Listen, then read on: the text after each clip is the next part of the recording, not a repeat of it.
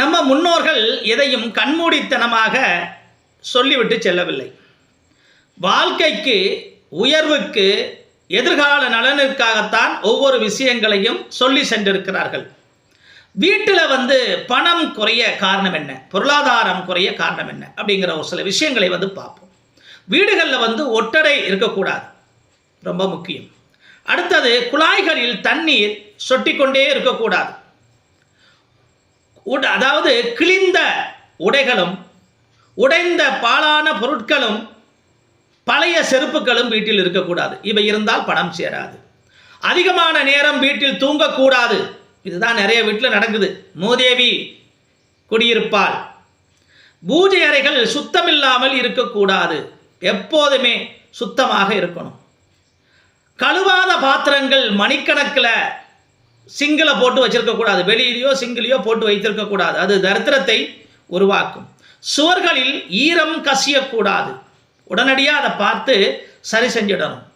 சூரிய மறைவுக்கு பின் வீட்டை பெருக்கக்கூடாது. சூரியனுடைய மறைவுக்கு பிறகு வீட்டை பெருக்கினால் அந்த லட்சுமி கடாட்சம் குறைந்து விடும் என்பார்கள். தலைமுடி அங்கும் இங்கும் சிதறி இருக்கக்கூடாது. தான் வீட்டில் சத்தம் போடுவாங்க, தலைமுடி கீழே இருந்தால் தலைமுடி இருக்கக்கூடாதுன்னு. அப்போ வெளியில் போய் தான் உட்கார்ந்து தலைவாருவாங்க அந்த காலத்தில். ஆண்கள் விளக்கு ஏற்றுவது அவ்வளவு சிறப்பல்ல. அதாவது பெண்கள் இருக்கும் பொழுது ஆண்கள் ஏற்றக்கூடாது. ஆண்கள் மட்டுமே இருக்கின்ற இடங்களில் ஏற்றலாம், அது தடையில்லை.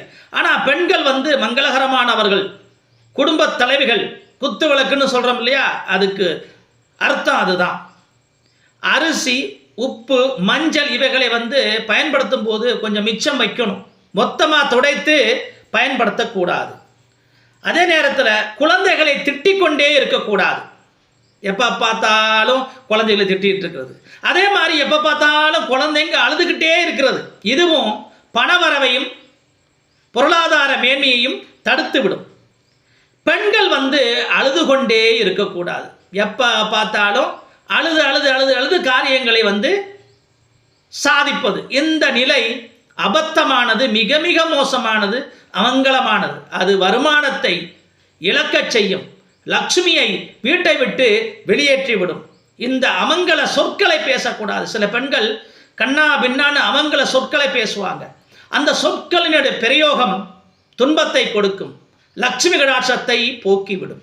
ஆகவே பெரும் பகுதி குடும்பத்தில் பெண்களினுடைய செயல்பாடுகளையே சார்ந்து இருக்கிறது. பெண்கள் மங்களகரமாக நெற்றியிலே குங்கும திலகமிட்டு சுத்தபத்தமாக இருக்க வேண்டும். அப்படி இருந்தால் மகாலட்சுமி அந்த வீட்டில் தங்கி அற்புதங்களை செய்வாள்.